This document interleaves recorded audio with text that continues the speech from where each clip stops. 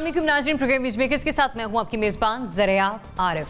Corona के मामले पर मामूलात ज़िंदगी की बहाली की तरफ हुकूमत की तरफ से लिया जाने वाला 10 अगस्त का फैसला इस वक्त तमाम शोबाए ज़िंदगी से ताल्लुक़ रखने वाले तबक़ात में हर ज़बान ज़द-ए-आम है, जबकि बैरूनी परवाज़ें भी अब पाकिस्तान में लैंड हो सकेंगी, जिसके बाद नकलो हमल का सिलसिला तेज़ हो जाएगा। अब क्या ये सब कुछ इसलिए हो रहा है कि पाकिस्तान में कोरोना का ख़तरा टल चुका है और इस पर प्राइम मिनिस्टर भी इस बारे में किसी हद तक हमें ख़ास से मुतमईन नज़र आ रहे हैं। तो क्या हमें अब कोरोना को संजीदा लेना चाहिए या बस ख़तरा टल चुका? दूसरा ये कि प्राइम मिनिस्टर के प्राइम वज़ीर आला जनाब उस्मान बुज़दार साहब को नैब ने आज गैर कानूनी लाइसेंस जारी करने के हवाले से तफ्तीश के सिलसिले में एक सवालनामा भिजवा दिया है, जबकि इस केस में उनकी तलबी भी 12 अगस्त को नैब को मतलूब है।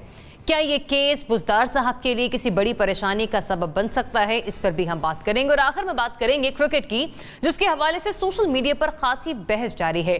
क्या सरफराज को बतौर 12वां खिलाड़ी ग्राउंड में भेजना चाहिए था? ये एक क्वेश्चन मार्क है। इस पर बात करने के लिए प्रोग्राम में हमें ज्वाइन करें सीनियर तज्जियाकार lieutenant general retired Abdul Shoaib साहब। जनरल साहब बहुत शुक्रिया प्रोग्राम में अपना वक्त देने के लिए। सीनियर सहाफ़ी तज्जियाकार नासिब इकचोताई साहब भी प्रोग्राम में हमारे साथ शामिल गुफ्तगू होंगे। NBC thanks for joining us. सहाफ़ी तज्जियाकार इब्राहिम राजा साहब भी हमें ज्वाइन कर रहे हैं।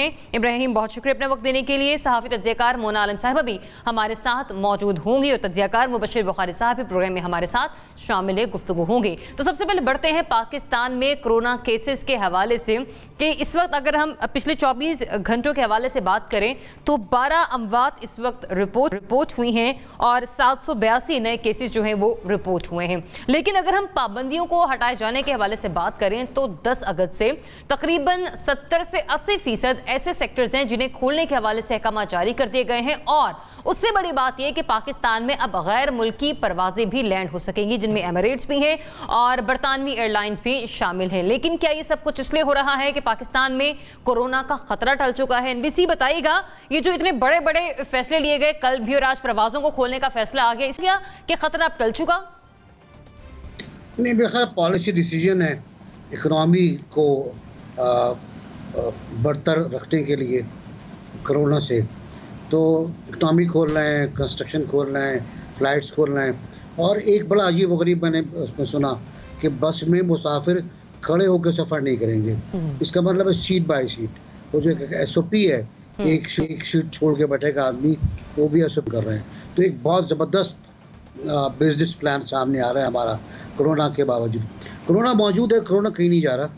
कोरोना कहीं उस वक्त तक नहीं जाएगा जब तक पूरे पाकिस्तान के लोग वैक्सीनेट नहीं हो जाएंगे। और मेरी आज की जो रिपोर्ट है चीफ मिनिस्टर सिंध की, चीफ मिनिस्टर सिंध 12 बजे के बाद अपनी रिपोर्ट देते हैं दोपहर को, वो है कि उन्होंने 12,500 टेस्ट किए, 17 अफराद जाँबाक हुए और 478 अफराद बीमार निकले, जिनमें से 212 कराची के।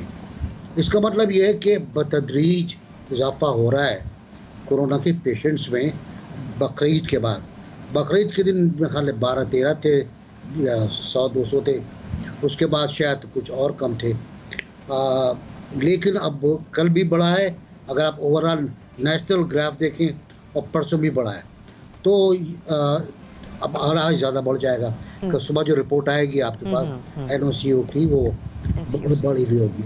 इसको देखना होगा, बगौर देखना होगा। हुकूमत की जिम्मेदारी है, अवाम की जिम्मेदारी कोई नहीं बनती। आपने आवाम से कह दिया है कि जाओ और तफरी करो और तुम्हारे लिए सब कुछ खोल दिया हमने, और थिएटर में जाओ, सिनेमा में जाओ, क्लब में जाओ, शादी करो, जो चाहो करो, बसों में बैठो। तो ये है। लेकिन मैं एक तरफ आपकी तवज्जो ख़ास तौर से कराची की तरफ मबज़ूल कराऊँगा कि कराची में हमने कल देखा कि कुछ होर्डिंग्स गिरे मोटर बाइक्स वालों के ऊपर। अच्छा, ये होर्डिंग सुप्रीम कोर्ट की सरी खिलाफ वर्जी है। एक तो कोरोना है और उसके बाद अगर ये होर्डिंग्स गिरते हैं, इन्होंने जाली काम ये किया था कि पहले इन्होंने दीवारों पर पेंट किया था और पेंट करने के बाद जब किसी ने इतराज़ नहीं किया तो वहाँ उन्होंने फौलादी होर्डिंग पेंट लगा दिए। वो उड़ता हुआ आपने भी देखा होगा, मैंने भी देखा होगा। वो लोग बच गए इत्तफाक से, वरना वो कट के दोस्तों में तकसीम हो जाते। तो इस पर कोरोना के साथ साथ इस पर भी गौर करने की ज़रूरत है और सुप्रीम कोर्ट को नोटिस लेना चाहिए इसके ऊपर। तो सुप्रीम कोर्ट का फैसला था कि नो होर्डिंग इन कराची। मेरा ख्याल है कि इस पर गौर करना चाहिए और हुकूमत को भी चाहिए, जो इदारे काम कर रहे हैं, खासतौर से शारा फैसल पर, राशिद बिनास पर, नाज़ाबाद में, उनको चाहिए ना कि पकड़े लोगों को यार। चलें ठीक है, एक अहम तजवीज़ भी आपकी तरफ से सामने आ गई और एक अहम मामले की तरफ भी आपने ज़रा इशारा दिया और खुलकर बात की। मुना, जिस तरह से यके बाद हम देख रहे हैं कि बड़े से बड़े फैसले लिए जा रहे हैं कोरोना के हवाले से कि मईशत का जो पहिया है उसे चलाया जा सके और मामूलात ज़िंदगी बहाल हो सकें, इसलिए किया गया कि कोरोना का खतरा टल चुका के बाद से, जैसे कि ये पहले भी एक वार्निंग थी कि कोई 30% तक कह रहे थे कि एक्सपेक्टेड होगा कि स्पाइक आएगा अगर SOPs पर अमल दरामद नहीं हुआ। खैर, इसमें कोई शक नहीं है कि अल्हम्दुलिल्लाह सिचुएशन वैसी नहीं है जैसे हम प्रिडिक्ट कर रहे थे। वैसे भी हालात नहीं है कोरोना वायरस के जैसे हमारे इतराफ में या हमारे पड़ोसी ममालिक में पाए जाते हैं। चीजें बिल्कुल, इसमें कोई शक शुबा नहीं कि सरप्राइजिंगली बहुत अच्छी हुई हैं और कोरोना वायरस उस तरह से पाकिस्तान में नहीं फैला जैसा कि हमें जो खदशा था और जो हम आपके प्रोग्राम में बारहा कहते रहे हैं और इस बात को हम दोहराते रहे हैं कि कुछ बेहतर हिकमत अमली हो, लेकिन उस तरह से कोरोना वायरस पाकिस्तान में अल्लाह का लाख लाख शुक्र है कि नहीं फैला। बहुत सारे फैक्टर्स हैं इसमें, कुछ इंडिजिनस फैक्टर्स मुझे लगता है उनका अमल दखल ज्यादा है और हमारे अपना जैसा हमारा रहन सहन है या पाकिस्तान में जिस तरह का एक लाइफस्टाइल लीड किया जाता है, मुझे लगता है उस चीज का अमल दखल इसमें काफी हद तक है। हमारी इम्यूनिटी वगैरह और फिर एक जो यंग पॉपुलेशन है उसका होना भी, क्योंकि बात यह है कि एक तो टेस्टिंग के हवाले से बात की जाती है, क्योंकि टेस्टिंग उतनी नहीं की जा रही जितनी होनी चाहिए, ये इसका एक काउंटर पॉइंट आता है। लेकिन इसके बरक्स बात यह है कि जो हॉस्पिटल्स वगैरह में या जो रिपोर्टेड केसेस हैं या वो लोग जो खुद जा रहे हैं टेस्ट कराने में, कोरोना वायरस से जो टेस्टिंग की जा रही है, जैसे हमारे पिछले कोई मेरा ख्याल है माह या 2 माह पहले की बात है कि हर एवरी सेकंड पर्सन हमारी अपनी विसिनिटी में इतराफ में ऐसा मालूम होता था जैसे इन्फेक्ट हो चुका है। बहुत एक संगीन किस्म की सूरत हाल हो गई थी, उस किस्म की चीज नजर नहीं आ रही है। अच्छा, अब ये मेजर रीओपनिंग की गई है, ये NCOC का फैसला है, बड़ा इसमें पहले पूरी बैठक हुई, इसमें खासतौर पर पंजाब हुकूमत की तरफ से ये तजावीज थी कि ये मेजर रीओपनिंग की जाए। शुरू में भी हमें इसी तरह से लग रहा था कि हुकूमत की यही तरजीह थी कि ज्यादा से ज्यादा चीजें खुली रहें और लॉकडाउन का जो असर है वो कम से कम हो। केसेस जरूर कम है, लेकिन मुझे ये भी एक बिल्कुल मैं एक क्वेश्चन के साथ कहना चाहती हूँ कि बस ऐसा ना हो कि हम अपनी ये तमाम अच्छाई या जो भी हमारे ऊपर अल्लाह ने करम किया है उसको हम कहीं रिवर्स ना कर दें। तो इस वजह से इसमें SOPs पर सख्त तरीन अमल दरामद मुझे लगता है बहुत बड़ा प्री रिक्विजिट होगा। इस वक्त जब हम कहते हैं कि सारी चीजें बंद हैं और काफी सख्ती की गई है, इसमें डिस्ट्रिक्ट इंतजामिया भी अपने काम कर रही है तमाम, उस वक्त भी मुझे लगता है वो जो SOPs की कंप्लायंस है उसको बहुत देखभाल के प्रैक्टिस करवाया जा रहा है। बहुत जगहों पर अभी हम देखते हैं कि भीड़ लग जाती है, लोग जमा हो जाते हैं, फिर लोग आते हैं वहां पर उनको डिस्पर्स कराते हैं और खासतौर पर अभी कुछ ऐसे खासतौर पर कुछ जनाजे या कोई इस किस्म की चीजें हमने देखी हैं अभी गुज़िश्ता कुछ रोज में भी, जहां पर एकदम से एक झमघट्टा बहुत बहुत बड़े पैमाने पर लग गया और उसमें कुछ भी उस तरह से नहीं किया जा सका। तो ये चीजें होती रही हैं। बिल्कुल, अगर दूसरे अल्फाज में देखा जाए तो जिम्मेदारी अब हुकूमत पर पहले से ज्यादा बढ़ गई है। पहले तो लॉकडाउन लगा के लोगों को महसूर कर दिया गया था, अब चूंकि हुकूमत खुद बाहर निकलने की इजाजत दे रही है तो हुकूमत किसी दूसरे शख्स को कसूरवार नहीं ठहरा सकती। इसका यकीनन ये मतलब है कि हम एक एक दुकान पर, एक एक गली पर, एक एक रोड पर, सड़क पर, हर जगह नजर रखेंगे कि यहाँ पर ये SOPs की सख्त तरीन कंप्लायंस हो रही है या नहीं हो रही। ये एक बहुत, चलिए उम्मीद करते हैं कि ये नजर रखने के लिए प्राइम मिनिस्टर की टाइगर फोर्स वहां पर मौजूद होगी। जनरल साहब, आपकी तरफ आऊंगी, बताइएगा ये एमिरेट्स की भी सरकारी एयरलाइन जो है उनकी परवाजें भी अगले हफ्ते से शुरू हो रही हैं और फिर बरतानवी एयरलाइन की जो परवाजें हैं वो भी 14 अगस्त से हफ्तावार 3 परवाजें लंदन से बराह रास्त आया करेंगी। वहां से भी अब गैर मुल्की नकलो हमल का सिलसिला शुरू हो जाएगा। खतरा टल चुका, इसलिए इस तरह के बड़े फैसले लिए जा रहे हैं। बिस्मिल्लाहिर्रहमानिर्रहीम। देखिए, सारी दुनिया आहिस्ता आहिस्ता नॉर्मलसी की तरफ जा रही है, हालात नॉर्मल हो रहे हैं। बाज़ जगहों पे तो कोरोना बिल्कुल कंट्रोल हो गया यूरोप में जैसे, लेकिन कई जगहों पे अभी नहीं कंट्रोल हुआ पूरी तरह। उसके बावजूद आहिस्ता आहिस्ता बिजनेस खुल रहा है, लेकिन हमारा केस थोड़ा सा मुख्तलिफ था। एक तो हमने ईद उज़हा देखी और उसके बाद फिर 5 अगस्त के हमने इज्तिमात देखे, रैलीज देखी। मैंने नहीं देखा कि वहां पे लोगों ने कोई बहुत ज्यादा प्रिकॉशंस ली हों। चंद एक लोग नजर आते थे जिन्होंने मास्क पहने हुए, और फिर आगे मुहर्रम आ रहा है। तो यहाँ पे मेरा ख्याल है कि इसके जो रिजल्ट हैं या इसके जो असरात हैं, जो अभी 5 अगस्त के इज्तिमात थे या ईद उल अज़हा, ये हो सकता है कि 8-10 दिन के बाद हमें सामने आने शुरू हो। तो उस सूरत में अगर वो उसका इम्पैक्ट बहुत ज्यादा नहीं आता तो फिर तो ठीक है, अल्लाह का करम जैसे पहले हो रहा है वो चलता रहेगा। लेकिन इम्पोर्टेंट चीज ये है कि अगर हुकूमत ने इस मामले में कुछ नरमी की है तो आवाम को वापस उस तरफ आना चाहिए जहां उनको एहतियाती तदाबीर, मास्क पहनना या हाथों में ग्लव्स पहनना, वो न छोड़ें फिलहाल। क्योंकि जो आपका सवाल है उसके मुताबिक बड़ी वाज़ेह चीज है कि वबा तो खत्म नहीं हुई, वबा कम हुई है। बड़े हौसला अफजा उसके हमारे यहाँ अभी रिजल्ट्स हैं, लेकिन ये इज्तिमात की वजह से बढ़ भी सकती है। और हुकूमती अरकान खुद भी कहते हैं, जो हमारे नेशनल कमांड सेंटर में लोग बैठे हुए हैं, वो भी कहते हैं कि जी एक स्पाइक आ सकती है, इसके बाद फिर हो सकता है कि सेकंड वेव आ जाए। तो इस वजह से हुकूमत शायद बहुत लंबे वक्त तक के लिए पूरे मुल्क को या इन अदारों को बंद न कर सके, रख सके, क्योंकि ये रेस्टोरेंट्स वाले पहले रो रहे हैं कि जनाब हम तो बिल्कुल हमारे तबाह हो गया, बिजनेस मफरूज होके रह गए हैं। तो वो उनका भी कुछ ख्याल है, लेकिन बाहर सूरत अवाम का तावन जरूरी है और अपने बचाव के लिए जरूरी है, ताकि एहतियाती तदाबीर को हाथ से न छोड़ा जाए। अगर वो छोड़ी बिल्कुल तो फिर वबा बढ़ जाएगी। लेकिन मेरा अपना अंदाजा है कि कुछ न कुछ जरूर पड़ेगी, क्योंकि ये जो इज्तिमात वगैरह हुए हैं इनका इफेक्ट कुछ आएगा। लिहाजा ये कहना कि ये खतरा टल गया, खतरा नहीं टला, ये प्रॉब्लम अभी है मौजूद और एहतियात बहुत जरूरी है। एहतियात ज़रूरी है और आवाम का ताउन दरकार है। बुखारी साहब, वाकई हर तस्वीर के दो रुख होते हैं, जितनी जिम्मेदारी हुकूमत पर है उतनी ही आवाम पर भी। तो खतरा ना सिर्फ ये नहीं कि सिर्फ आवाम के लिए, हुकूमत के लिए, दोनों के लिए। बिल्कुल, जब तक इसके ट्रेसेस मौजूद हैं और जब तक हम ज़ीरो प्रेजेंस पे नहीं जाते तब तक तो ख़तरा है। एक बात तो ये, लेकिन दूसरी बात, ईद उल अज़हा से पहले एक दिन ऐसा भी आया था जब पंजाब में एक भी डेथ रिपोर्ट नहीं हुई थी और हम बड़े खुश थे। और वो दिन ऐसा था कि हमें जो लाहौर के फिगर मिले वो थोड़े से 100 कुछ थे और हमें बड़ी उम्मीद पैदा हुई कि हाँ ये जा रहा है डाउनवर्ड ट्रेंड इसका और यकीनन ये मज़ीद डाउन जाएगा। लेकिन वही बात कि ईद पे अगरचे गवर्नमेंट ने एक सडन लॉकडाउन जो है वो अनाउंस कर दिया, मार्केट्स बंद हो गई, जिसका यकीनन खातिर खा फ़ायदा हुआ होगा। लेकिन उसके बाद जो हमने SOPs को फॉलो करना छोड़ा, तो आज कल के जो फिगर्स आ रहे हैं पंजाब के वो उसी तरह के आ रहे हैं। मसलन आज की अगर 200 प्लस हैं, 200 प्लस इन्फेक्टेड हैं और 2 डेथ्स हैं। कल जो था वो 300 के करीब थे और इतनी ही तकरीबन 4-5 के करीब डेथ्स थी। तो ये स्पाइक हल्का सा नज़र आ रहा है और मुझे लगता है कि ये स्पाइक अक्रॉस पाकिस्तान है।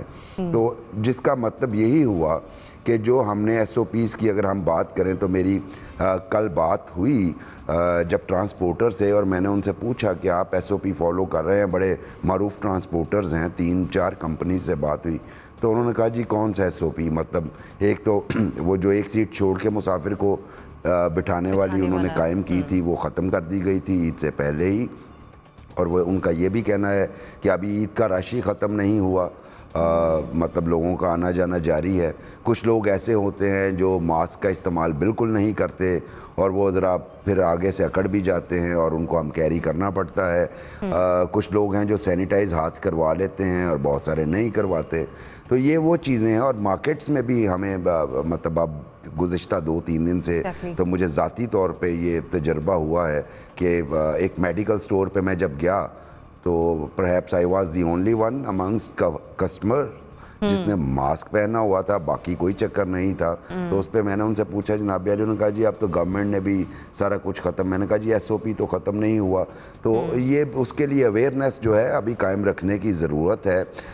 दूसरी बात जो मैं जिसकी तरफ इशारा करना चाह रहा हूँ, 14 अगस्त आ रही है और 14 अगस्त है जुम्मे को, हफ्ता एतवार, ये 3 छुट्टियां मिला के हो जाती हैं। 14 अगस्त के नाम पे हम जो जश्न आज़ादी सड़कों पे जिस तरीके से मनाते हैं, लाहौर में और कराची में तो कम से कम सड़कें घंटों जो है वो चौक रहती हैं। उसके लिए गवर्नमेंट ने अभी तक कोई स्ट्रेटजी अनाउंस नहीं की। मैंने कल जब पूछा पंजाब गवर्नमेंट के एक ज़िम्मेदार से कि आप कोई यौम आज़ादी के मौके पर, चूँकि मैं बहुत सारे लोगों को जानता हूँ और यकीनन कराची से भी होंगे, पूरे पाकिस्तान से होंगे, इस्लामाबाद से भी होंगे जो उन 3 छुट्टियों को शहर से बाहर किसी पुरफिजा मुकाम पे मनाने की वो प्लानिंग कर रहे हैं। तो उसके हवाले से जब मैंने ये पूछा कि कोई आप इंटर डिस्ट्रिक्ट ट्रांसपोर्टेशन पे कोई पाबंदी या ट्रैवल पे पाबंदी लगाने का सोच रहे हैं, तो उन्होंने कहा जी ऐसा कतन कुछ नहीं सोच रहे, अभी जो भी हम डिपेंड कर रहे हैं वो SOPs पे कर रहे हैं। तो अब ऐसी कौम जो SOPs कोई फॉलो नहीं कर रही वो ऐसे मौके पे क्या करेगी? तो इसलिए मुझे खौफ है कि आने वाले दिनों में ये स्पाइक जो है ऊपर जाएगा, और वही बात कि आपको 10 या 12 तारीख तक सूरत हाल स्पाइक के जाने का ट्रेंड आपको पता चल जाएगा। इब्राहिम, एक और पॉइंट मैं यहाँ पर ऐड करूँ, जैसे कि जश्न-ए-ज़ादे की बात की अभी बुखारी साहब ने, ट्विटर पर, फेसबुक पर, सोशल मीडिया पर एक ट्रेंड चल रहा है जश्न आज़ादी से पहले आज़ादी, मतलब अवाम की तरफ से ऐसे स्टेटस देखने को मिल रहे हैं, दूसरी तरफ कोरोना का खतरा। हाँ, लेकिन ये ज़रियात जो लोग स्टेटस इस किस्म के चला रहे हैं उनको कोई बहुत ज़्यादा खुश होने की भी ज़रूरत नहीं है। और जो बुखारी साहब ने कहा कि अभी कोई प्लान नहीं बना, तो आज ही NCOC की जो मीटिंग हुई है उसमें उन्होंने बताया है कि 14 अगस्त के लिए भी SOPs को इन्फोर्स करने के लिए एक मुकम्मल प्लान जो है वो बनाया जा रहा है। कुछ बन गया और कुछ उसका हिस्सा जो है वो कल तक फाइनलाइज हो जाएगा और मुहर्रम के लिए भी बनेगा। तो ये जो लोग 3 छुट्टियां मनाने के चक्कर में हैं उनके लिए ये कोई ज़्यादा अच्छी खबर नहीं है कि वो प्लान बन रहा है। जहाँ तक आपका सवाल है कि ये ख़तरा टल चुका है, तो पाकिस्तान या दुनिया भर में कहीं भी तिब्बी माहिरीन जो है बार बार ख़बरदार कर रहे हैं कि जो स्पेनिश फ्लू था उसके हवाले दे दे कर के उसकी एक पहली लहर थी, बहुत सी हलाकतें हुई, उसके बाद जो दूसरी उसकी लहर आई उसमें वो पहले से भी ज़्यादा लीथल थी और उसमें बहुत ही ज़्यादा हलाकतें हुई थी। और अभी हमने देखा है कि अमेरिका में भी एक दफ़ा फिगर जो है वो थोड़े से गिरे थे, लेकिन उसके बाद अब रिकॉर्ड केसेस जो हैं वो रोज़ाना सामने आ रहे हैं। स्पेन में भी इसी तरह दोबारा एक लहर जो है वो उसका खदशा है दोबारा आने का, और एक स्पाइक वहाँ भी नज़र आया जैसे ही उन्होंने रेस्टोरेंट्स वगैरह खोले। अब यहाँ पाकिस्तान की जो मईशत का हाल है उसमें अब तो ज़ाहिर है कि लॉकडाउन तो कंटिन्यू तो किया नहीं जा सकता, लेकिन ये जो पहले पॉलिसी चल रही थी कि 5 दिन आपके तमाम कारोबारी मराकज़ तकरीबन खुले हुए थे और 2 दिन आप कुछ सेमी लॉकडाउन जो है टाइप आप इन्फोर्स करवा देते थे। तो उसमें होता ये था कि 5 दिन के जो आपके पास डेटा आता था तो 2 दिन आपको असेस करने के लिए मिल जाते थे कि पिछले 5 दिन में क्या हुआ और अगले हफ्ते के लिए हमारी क्या हिकमत अमली होनी चाहिए। इसी तरह अब जिन चीज़ों को खोलने का ऐलान किया गया है इनमें से कुछ चीज़ें ऐसी थीं जो अभी भी अवॉइड की जा सकती हैं मेरी नज़र में। मिसाल के तौर पर एक नॉर्मल हालात में मुल्क में फिल्में बननी चाहिए, शोबिज़ आगे जाना चाहिए, सिनेमाज खुलने चाहिए, लेकिन इस वक्त तो ज़ाहिर है कि फिल्में भी नहीं बन रही, ना हॉलीवुड में बन रही हैं ना पाकिस्तान में बन रही हैं। तो अभी अगर सिनेमाज खुलेंगे और कोई पुरानी फिल्में वगैरह आप सिनेमाज में लगा देंगे और वो हमारी कोई यूथ जो है वो वहाँ पर बड़ी कोई भीड़ बनेगी या जाएगी, तो उससे तो ज़ाहिर है कि वो अगर इन्फेक्ट हो गए तो उनको शायद इतना कोई नुकसान ना हो, लेकिन बाकी जो उधेड़ उम्र लोगों को वो इन्फेक्ट करेंगे तो उससे नुकसान हो सकता है।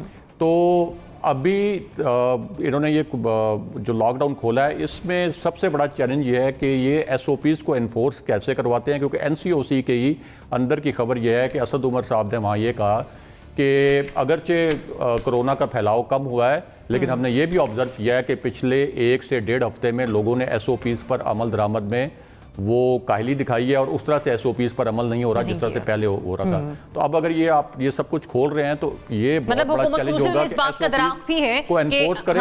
22 करोड़ लोगों का मुल्क है और इतना कॉन्टेजियस है, तो ये एक ही दफा होता है, एक स्पाइक आता है और फिर उसके बाद वो आप कंट्रोल करना उसको बहुत मुश्किल हो जाता है। तो ये सारी जो मेहनत की गई है NCOC की जानिब से ये बिल्कुल ज़ाया भी हो सकती है और उसको बिल्कुल इजीली लेना चाहिए, बिल्कुल कोई खतरा नहीं टला, मेरा नहीं ख्याल कि कोई खतरा टला। ठीक है, तो हुकूमत की तरफ से ये फैसला ले लिया गया है, लेकिन कहीं ना कहीं अवाम पर भी जिम्मेदारी आयद होती है इस मामले पर कि उन्होंने SOPs पर सख्ती से अमल दरामद करना है, क्योंकि पाकिस्तान समेत दुनिया भर में कोरोना का खतरा अभी टला नहीं है। मुझे की तरफ ब्रेक से वापस आते हैं तो बात करते हैं उस्मान बुज़दार साहब के हवाले से। नैब ने उन्हें एक नया सवालनामा भेजा है केस के हवाले से जिसमें वो मतलूब है नैब को, क्या उसके बाद उनकी परेशानियां बढ़ने चले जा रही हैं, इस पर बात करते हैं ब्रेक के बाद। Stay tuned.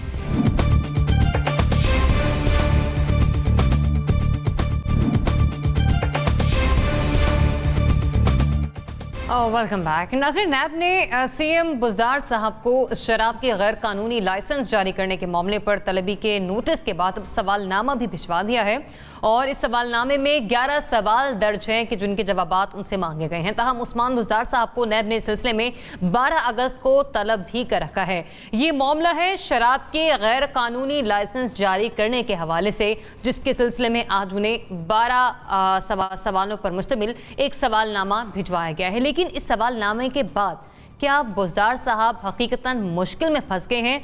बुखारी साहब, ये केस जिस तरह से खुला है, आपको नजर आ रहा है कि बुज़दार साहब किसी परेशानी में हैं आज के सवालनामे के बाद?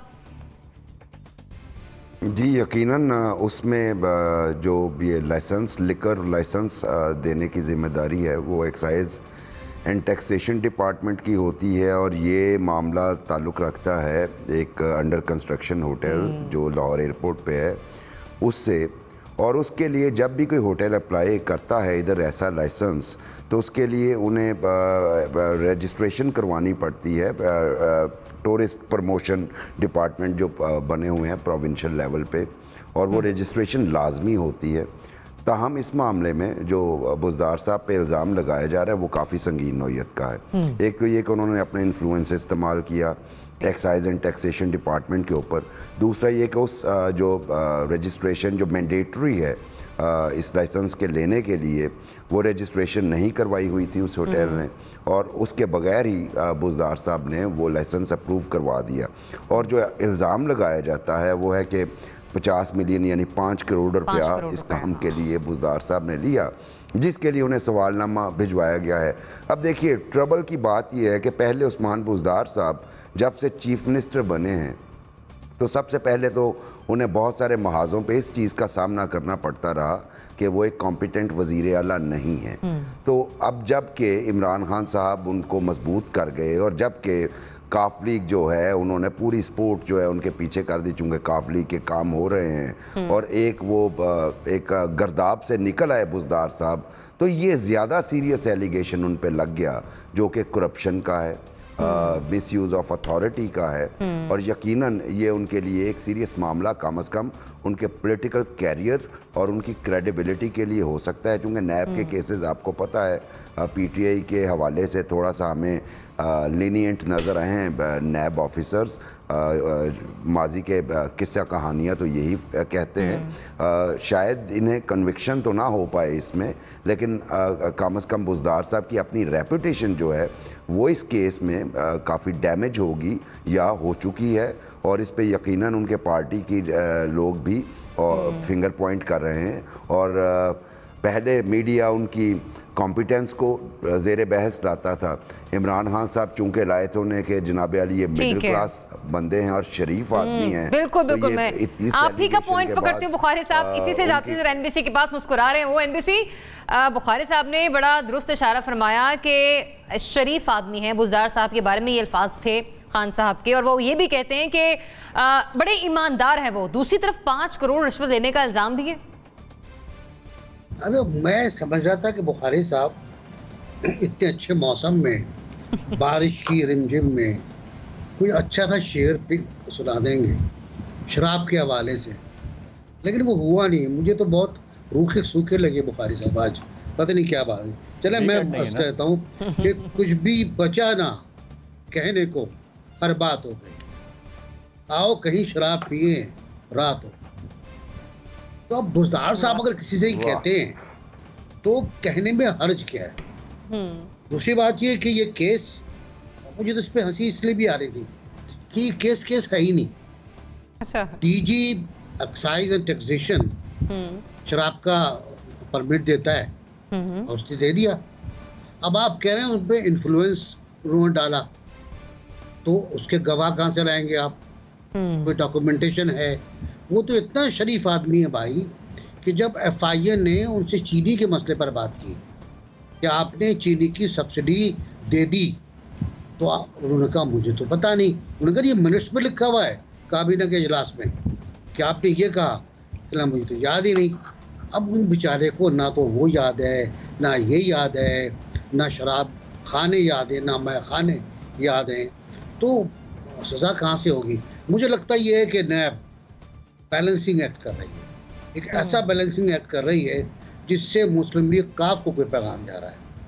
मुस्लिम लीग काफ का पैगाम बहुत क्लियर था कि अगर उस्मान बुज़दार को हटाया गया तो वरना आप जी खाली जगह भर लें आप। तो मेरा ख्याल है उनको कहा गया कि हम हटा भी सकते हैं, हम मुकदमा भी कायम कर सकते हैं, हम डिस्क्वालीफाई भी कर सकते हैं, अगरचे केस डिस्क्वालिफिकेशन का नहीं है, ये केस सादिक क़राबीन का भी नहीं है। तीसरी बात, इम्पॉर्टेंट बात यह है कि प्राइम मिनिस्टर के बारे में अब ये कहना लोगों ने शुरू कर दिया है कि काफ से उनके ताल्लुकात बिल्कुल सही नहीं है। अच्छा। और जब भी वो आते हैं लाहौर में तो कोई उनकी मीटिंग उनसे नहीं हो पाती, ना परवेज़ इलाही से ना किसी और से। और मुस्लिम लीग काफ ने एक प्रपोजल दे दिया है कि अगर आपको उस्मान बुज़दार को हटाना है तो परवेज़ इलाही को लेकर आइए आपके। जी। तो बड़ा घिचपिच है, उस घिचपिच में ये शराब खाने का माहौल आ गया, बहुत रोमांटिक माहौल है, इसको रोमांटिक रहने, कुछ होगा नहीं इसके अंदर। अगर होना था तो वो चीनी के मसले पर होना था, वो अब तक नहीं हुआ। इब्राहिम, आपको भी ये बस डगमगाता हुआ एक मामूली सा फेल लग रहा है नैब का, या फिर वाकई कुछ है इसके पीछे, हकीकतन बुज़दार साहब फंस जाएंगे? देखें, बाज़ औक़ात एक बज़ाहिर जो मामूली सी खबर लगती है उसके अंदर जो है वो एक बड़ी खबर छुपी होती है और उस बड़ी खबर को देखना चाहिए। अब बज़ाहिर तो ये केस इस तरह नज़र आता है कि एक ज़ेरे तामीर होटल था, उसके पास कोई 4 स्टार या 5 स्टार का कोई लाइसेंस भी नहीं था, फिर उसने टूरिज़म डिपार्टमेंट से उसकी रजिस्ट्रेशन नहीं करवाई थी जो कि आपको लिकर लाइसेंस लेने के लिए चाहिए होती है। फिर वो कहा यह जा रहा है, जो इल्ज़ाम है इन पे, कि एक्साइज डिपार्टमेंट के पास गया तो उन्होंने कहा कि ये तो रूल्स के तहत हम नहीं दे सकते, और फिर वो CM ऑफिस उन्होंने ये मामला रेफ़र किया और फिर CM ऑफिस यानी वज़ीर आला के ऑफिस से ये हदायत गई कि इनको लाइसेंस दे दिया जाए, और उसके बदले में मुबैना तौर पर 5 करोड़ रुपए उस्मान बुज़दार साहब ने लिए। अब आप इमेजिन करें कि एक ऐसा चीफ़ मिनिस्टर जिसको प्राइम मिनिस्टर इमरान खान की भरपूर हमायत हासिल हो, जो कि पाकिस्तान के सबसे बड़े सूबे का चीफ़ मिनिस्टर हो, तो क्या वो एक शराब खाने के लाइसेंस के लिए वहाँ जाके वो 5 करोड़ पे लेकर अपना वो पूरा अपने लिए एक बहुत बड़ी मुश्किल खड़ी करेगा? अभी खैर इसकी तहकीकात हो रही है, लेकिन मैं इसको इस तरह से देख रहा हूँ। लेकिन आप इसको ब्रॉडर, जो इसके अंदर बड़ी खबर छुपी हो सकती है, ब्रॉडर प्रॉस्पेक्ट में देखें कि बहुत अरसे से प्राइम मिनिस्टर इमरान खान पर दबाव था कि उस्मान बुज़दार साहब को तब्दील करें, उनकी अहलियत के हवाले से मीडिया में भी बहुत ज़्यादा इस मामले पर शोर था। फिर उनके तहरीक इंसाफ के अंदर भी एक लॉबी थी जो उस्मान बुज़दार साहब के ख़िलाफ़ थी, और फिर ये बार बार खबरें मुख्तलिफ ज़राए से आती रही, मुख्तलिफ सहाफ़ी भी देते रहे कि मुक़्तदर हल्के भी चाहते हैं कि उस्मान बुज़दार साहब को तब्दील किया जाए, लेकिन प्राइम मिनिस्टर साहब ने कहा कि नहीं, उनका एतमाद उस्मान बुज़दार साहब को हासिल है। तो अब इस पूरे तनाजुर को आप देखें तो पिछले 3 हफ्ते में उस्मान बुज़दार साहब की मुबैना करप्शन के बारे में एक डिबेट जो है वो सोशल मीडिया पे और जो मेन स्ट्रीम मीडिया उस पर शुरू हो गया। कभी वो रिंग रोड के मुतल्लिक मुबैना करप्शन के बारे में बात की जाती है, कभी उनके एक मंजूर नज़र DC लाहौर के बारे में बात की जाती है जो मुबैना तौर पर। तो इसी तरह अब ये केस निकल आया और नैब ने छान भटक के इतने बड़े सूबे के चीफ मिनिस्टर के खिलाफ ये केस निकाला है। तो आपको इस तनाजुर में भी देखना चाहिए कि क्या ये सारी एक्सरसाइज इसलिए की जा रही है कि क्योंकि प्राइम मिनिस्टर इमरान खान का तो उनको एतमाद हासिल था और उस्मान बुज़दार साहब को वो नहीं हटाना चाह रहे थे, लेकिन अब एक ग्राउंड बन रहा है कि उस्मान बुज़दार साहब को अगर आपने अहलियत पे नहीं हटाना, आप तो देखें जी करप्शन का केस आ गया है, तो इस बुनियाद पर आप इसको हटाएं। तो मुझे लगता है कि इस छोटी सी खबर के अंदर बड़ी खबर ये छुपी है और उनको हटाने के लिए एक जो है ये एक बड़ा ग्राउंड बनाया जा रहा है। साहब जी फंस गए हैं जी, ये बड़ा ग्राउंड बनाया जा रहा है। ठीक, तो जाहिर है आप आज प्राइम मिनिस्टर गए हुए थे, आपको पता है लाहौर भी प्राइम मिनिस्टर का जाना एक गैर मामूली बात है। 4 हफ्ते में 4 मुलाकातें हुई हैं उनकी उस्मान बुज़दार साहब से। तो उनको ये सिर्फ ये शराब के लाइसेंस का मामला नहीं है, मामला कुछ मतलब पीछे की कहानी कुछ और है। बुखारी साहब, मैं आपकी तरफ आती हूँ, मोना से जरा उनका तबसरा ले लूँ, फिर मैं आपके कॉमेंट ऐड करती हूँ। जी मोना। मुझे अच्छा ज़रियाब, मेरा ख्याल है ये फैसला बुरा नहीं है, मुझे ये ठीक लगा है ये वाला एक्ट। उसकी वजह ये है कि एक तो इल्ज़ाम जो है इसमें कोई शक नहीं कि एक संगीन नौयत का इल्ज़ाम है, इसको प्रोब होना चाहिए। और नैब के हवाले से यही बात की जाती है, सुप्रीम कोर्ट भी ये कहते आए हैं कि एक तरफ की तो पकड़ धकड़ अपोजिशन की तरफ की तो नजर आती है, लेकिन गवर्नमेंट की तरफ की उस तरह से नजर नहीं आती। और पिछले कुछ मैं समझती हूँ रोज में जब से ये खासतौर पर नैब तरमीमी बिल अपोजिशन और गवर्नमेंट के दरमियान डिसाइड हो रहा था और इस हवाले से बड़ी मुलाकातें बहुत फ्रंट फुट पर भी हुई हैं और बैक फुट पर भी हुई हैं। तो ये तमाम मुलाकातें जब चल रही थी तो उस वक्त भी मुझे ये तासुर नजर आया, या कुछ दिन से ये चीज एक नजर आई कि नैब की तमाम चीजों में एक तेजी नजर आई है। जनाब शहबाज शरीफ पे फर्द जुर्म आयद नहीं हो रही थी, ये बहुत बड़ा एक सवालिया निशान था, वो हो गई। शाहिद खाकान अब्बासी साहब पे LNG केस में उनके ऊपर कोई रेफरेंस नहीं तैयार हो रहा था, अब रेफरेंस भी मौजूद हो गया है। फिर उसके बाद ये जो तीसरा इल्जाम लगता था कि जी जो कि एक ओवरऑल जेनेरिक इल्जाम था कि एक तरफ तो बहुत ज्यादा फुर्तियां हैं, लेकिन दूसरी तरफ जब गवर्नमेंट की बात आती है तो उस तरह से केसेस आगे परस्यू नहीं होते, या जो कि सुप्रीम कोर्ट ने ऑब्जर्वेशन दी थी उसकी तरफ भी मुझे लगता है एड्रेस करता हुआ ये नैब की तरफ से एक एक्शन है, जो कि उन्होंने एक बैलेंसिंग एक्ट, ये बिल्कुल सही बात की थी NBC में भी, एक नजर आती है कि वो थोड़ा सा बैलेंस क्रिएट करने की या स्ट्राइक करने की कोशिश कर रहे हैं, और इस बैलेंस की जरूरत है। हमारे एहतसाब के अमल में इस बैलेंस की वाकई हकीकतन जरूरत है। सुप्रीम कोर्ट के रिमार्क्स अपनी जगह, लेकिन उसके बाद जब ये नैब के हवाले से ऑपोजिशन और गवर्नमेंट भी जब मिलजुल कर बैठे हैं, तो आपको याद होगा नैब ऑर्डिनेंस पे जब पिछले साल भी एक ऑर्डिनेंस बाकायदा तौर पर आया था, उस पर भी इस किस्म की चीजें बड़े बावसूख जराए बताते थे कि नैब इस किस्म की चीजें महसूस कर रहा है कि जैसे कि उनके इख्तियारात कम करने की या कर्टेल करने की कोशिश की जा रही है, और एक नाखुशी का इजहार हो रहा था।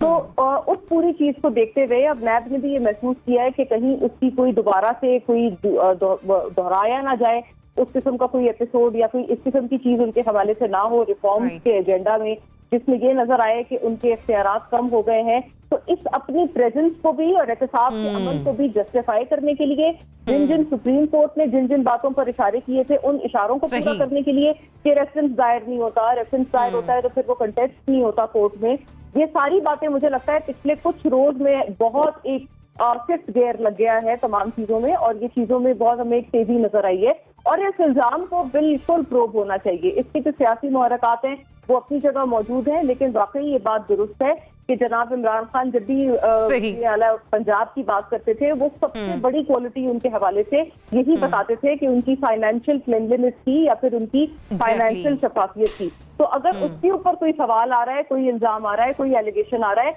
ये भी मैं समझती हूँ अच्छी बात है कि अब सिटिंग चीफ मिनिस्टर के ऊपर सवालात उठ रहे हैं। मुराद अली शाह साहब को भी तलब किया गया था, वो चले फिर वो दूसरे पर्सपेक्टिव या ज़ादगी में चला जाता है कि जी आपने चीफ मिनिस्टर को तलब कर लिया क्योंकि उनका ताल्लुक अपोजिशन से है, लेकिन अब उस्मान बुज़दार साहब को भी किया। बिल्कुल बिल्कुल बिल्कुल एक अच्छी चीज नजर आ रही है कि चले दोनों के साथ एक यूनिफॉर्मिटी तो है। चले क्रॉस द बोर्ड एहतसाब शायद हमें यहीं पर होता हुआ दिखाई देगा। जनरल साहब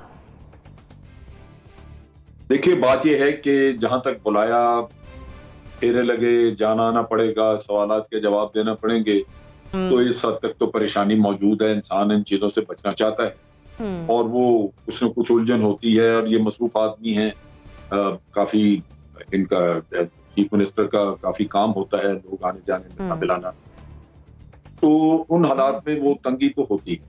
लेकिन एक चीज बड़ी वादे है कि ये चीजें जो की जाती हैं, पैसे खाए जाते हैं, ये कोई ऐसा नहीं होता कि बड़ी आसानी से को पकड़ा जाए और वो इतना बच्चा है, बरखुरदार है कि वो उसके निशानात छोड़ जाए और आप उसको पकड़ते रहें। तो लिहाजा इसमें जो थोड़ी बहुत तंगी परेशानी होगी कि अगर वाकई ये किया है तो फिर उसको जरा छुपाने के लिए और थोड़ी मेहनत करनी होगी, वो भी एक परेशानी होगी।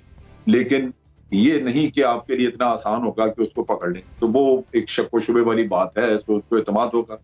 दूसरी तरफ ये है कि जो सियासी हलके हैं वो इसको कैसे देखते हैं, मैं भी उस चीज से थोड़ा बहुत अपने आप को एजुकेट करता हूँ। बाहर मैंने दोनों जो सियासी जमातें हैं हमारी बड़ी, उनसे जब थोड़ा बहुत इस पे फीडबैक ली तो उनके ख्याल में ये ड्रामा है। वो कहते हैं जी ये तो ड्रामा किया जा रहा है ऐसे इसके साथ, तो उस लिहाज से अगर ड्रामा है तो वो मुतमईन है। लेकिन मेरे नुक्ता नजर से ऑपोजिशन के भी लोगों को जिस तरह बुलाया जाता है या किया जाता है वो भी ड्रामा है, क्योंकि नैब ने अभी तक किसी को सजा तो दिलवाई नहीं। आनी जीनत ये इसी तरह की ये जो बेआरामी और थोड़ी बहुत झंझलाहट वो तो सारों को उठानी पड़ रही है, लेकिन सजा तो किसी को नहीं हुई। कोई 2-2 साल 3-3 साल से केसेस और बाद 8-8 9-9 साल से भी केसेस पड़े हुए हैं। तो ये सुप्रीम कोर्ट कहता है कि जनाब नैब जो है वो उनकी आप कह लीजिए कि उनकी कॉम्पिटेंस इतनी नहीं है, नैब काम नहीं कर सकता, उनके लोग ट्रेंड नहीं है, ये नहीं।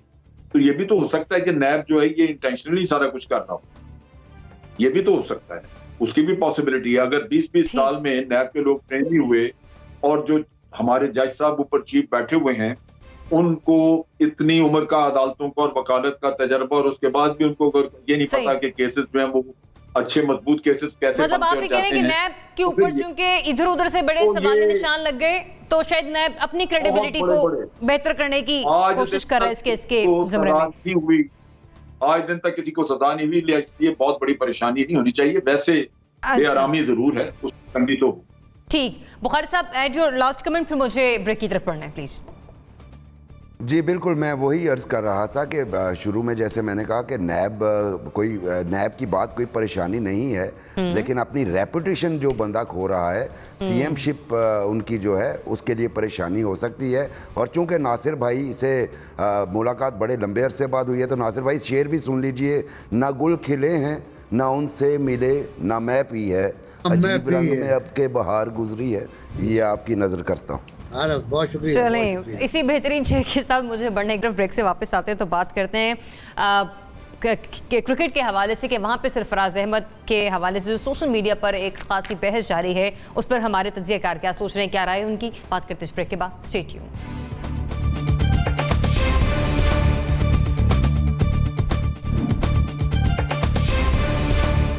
Welcome back. नाज़रीन, सोशल मीडिया पर एक खासी बहस जारी है कि कौमी टीम के साबिक कप्तान सरफराज अहमद को 12वें खिलाड़ी की हैसियत से ग्राउंड में भेजना मुनासिब नहीं था, जबकि कोच की जानिब से ये कहा गया है कि इसमें शर्म की कोई बात नहीं, खिलाड़ियों की मदद करने में कोई बेकदरी की बात नहीं है, ये करने से कोई छोटा बड़ा नहीं हो जाता। लेकिन चूंकि सोशल मीडिया पर बहस जारी है तो इससे कहीं ना कहीं हम कह सकते हैं कि टीम में जो बाकी मेंबर्स हैं या सरफराज साहब खुद हैं, उनका मोरल डाउन हो सकता है। लेकिन क्या कौमी टीम के तमाम खिलाड़ी बराबर नहीं होते? एनबीसी क्या सब बराबर दर्जा नहीं रखते, चाहे फिर वो पहला खिलाड़ी हो या 12वां खिलाड़ी हो? आपका जवाब विद इन 60 सेकंड्स प्लीज। अच्छा देखिए, पहली बात तो ये कि सरफराज ने ये फैसला खुद किया था बकौल सिकंदर वक्त के कि वो ये काम करेंगे और ये काम करने में कोई हर्ज नहीं है। इससे आदमी बड़ा बनता है, बड़ा प्लेयर बनता है, बड़ा नजर आता है। मिसबाह भी लाल जैकेट पहन चुके हैं, देखिए पॉन्टिंग लाल जैकेट पहन चुका है, धोनी लाल जैकेट पहन चुके हैं, तो कोई ऐसी बात नहीं होती। बड़ा प्लेयर होता है, उसको आप इस तरह वो नहीं कर सकते, और बड़ा ही है उसके अंदर। मुझे जो इतराज़ है वो मिसबाहुल हक के रद्द अमल पर, जब वो अली जैदी ने, हमारे MNA ने ये ट्वीट किया कि क्या किया आपने यार, उनका अपना अंदाज़ फिक्र है, तो उस पर जो जवाब आता है वो ये आता है कि ऐसी तनकीद पाकिस्तान में ही हो सकती है। अगर ये जुमला धोनी कहता या कोहली कहता तो वो बाबरी मस्जिद के खंडर में दफन कर दिया जाता। अब मिसबाह छुट जाएंगे, निकल जाएंगे पाकिस्तान के खिलाफ बात करके भी, क्योंकि इसमें तौहीन है पाकिस्तान की, इस जुमले मुझे इस पर सद इतराज है। सरफराज बड़ा प्लेयर है, उसने बड़े प्लेयर की तरह काम किया है, लाल जैकेट पहनी, जूते लाया है, पानी लाया है, ये काम सब करते हैं। तमाम प्लेयर इस ठीक है। एनबीसी पॉइंट आपका आगे, आप ये कह रहे हैं कि आपको मिसबाह के रद्द अमल पर एतराज है, बजाय इसके कि ये जो बराबरी के हवाले से बहस है ये मानी नहीं रखती। जनरल साहब देखिए, जब सरफराज को 12वें नंबर पर रखा गया, 12वां खिलाड़ी मुकर्रर किया गया, बताया गया, तो या तो उसको वक्त एतराज होता, क्योंकि 12वें खिलाड़ी के लिए ही ये सारा कुछ होता, उसको ये करना पड़ता है। और अगर उन्होंने 12वां खिलाड़ी बनना अपने लिए एक एजाज समझा कि मैं फिर भी टीम का हिस्सा हूं, तो 12वें खिलाड़ी से पहले काम दिया जाता रहा है वो आगे इससे भी दिया जाना चाहिए। और मेरा नहीं ख्याल कि इसमें कोई किसी की हद तक है। आप खेल के मैदान में वही काम कर रहे हैं जो उस नंबर के खिलाड़ी को करना चाहिए, तो इस लिहाज से मेरा नहीं ख्याल कि इसमें कोई सरफराज की कोई बेतौकीरी की गई है या उसकी इज्जत में कुछ कमी आई है। उसने अपना बड़ापन दिखाया है, उसने उस चीज को कबूल किया और एक स्पोर्ट्समैन स्पिरिट दिखाई है जो अप्रिशिएट करनी चाहिए। मोना देखिए, कोई भी जरिया स्पोर्ट्स हो या खेल हो, तो जिसमें स्पोर्टिंग स्पिरिट ही ना हो तो फिर उस स्पोर्ट्स का कोई फायदा नहीं है। तो ये मुझे लगता है स्पोर्टिंग स्पिरिट के जुमरे में आता है कि इसमें कोई छोटा बड़ा या कोई काम उस तरह से इंफीरियर या सुपीरियर नहीं होता। अगर आप अंटिल एंड अनलेस अपनी गेम में और अपनी टीम की स्ट्रेंथ में कंट्रीब्यूट कर रहे हैं, और बिल्कुल सही बात है, अभी एनबीसी बता रहे थे बड़े बड़े लोग ये काम कर चुके हैं, इसमें कोई चीज नहीं है ऐसी जिसमें कोई कबाहत हो, और सरफराज ने खुद भी इस चीज को, इस रोल को तस्लीम किया है। कोई और मुझे लगता है इस पे ऐसा कोई कमेंट करने वाला नहीं होता है। लेकिन एक बात ये भी है कि सरफराज की भी इवन बिफोर दिस जो पिछले दीगर मैचेस रहे हैं तो कोई ऐसा खास कोई परफॉर्मेंस नहीं, बल्कि अभी जो टीम इस वक्त इंग्लैंड के साथ जो पूरा एक टाकरा हमारा है, ओडीआई चल रहा है, जो पूरी एक टेस्ट मैच, उसमें मुझे लगता है Pakistan is performing fairly well. बहुत सरप्राइजिंगली पाकिस्तान की अच्छी परफॉर्मेंस है, और जो अच्छे क्रिकेट एंथुजियास्ट हैं वो तो यही कहते हैं कि ये दरअसल हकीकी क्रिकेट होता है, रियल क्रिकेट ये होता है। T20 वगैरह रियल फॉर्मेट है ही नहीं क्रिकेट के। इब्राहिम, देखें, मैदान में खिलाड़ी तो सारे बराबर ही होते हैं और इसमें कोई मुज़ायका नहीं है जो सरफराज ने किया है, लेकिन इसमें भी कोई मुज़ायका नहीं है कि अगर कोई आपका सीनियर खिलाड़ी है, कोई बहुत अच्छा परफॉर्मर रहा है, आपका कैप्टन रहा है, और अगर आप उसको बतौर सीनियर अगर उसको आप एहतराम दे दें तो उसमें भी कोई मुज़ायका नहीं है। अब सरफराज ने तो एक स्पोर्ट्समैन स्पिरिट का मुजाहरा करते हुए चले वो 12वें खिलाड़ी बन गए और वो आ भी गए मैदान में, और ये कह रहे हैं कि जी उनकी मदद कर ली तो कोई हर्ज नहीं पड़ेगा। क्या उनको ऐसी खास मदद की जरूरत थी? 12वें खिलाड़ी तो ज़ाहिर है काम ये करते हैं, कोई उनको और कोई खुदा न खास्ता ऐसी सूरत हाल तो दरपेश नहीं थी कि जिसमें जाके सरफराज ही सिर्फ उनकी मदद कर सकते थे। लेकिन दूसरी जानिब हमने देखा कि मिसबाहुल हक साहब ने और जो हमारी टीम मैनेजमेंट है उन्होंने कुछ स्पोर्ट्समैन स्पिरिट जो है वो नहीं दिखाई, और ऐसे लगता है कि जो जिस तरह का जला कटा बयान मिसबाहुल हक साहब का आया, उससे तो ऐसे लगता है कि ये बड़ा ही कोई शायद गुमान ऐसा होता है कोई सरफराज के बारे में ये खुसूसी फैसला किया गया था या बड़ा ही पर्सनल होकर ये फैसला किया गया था।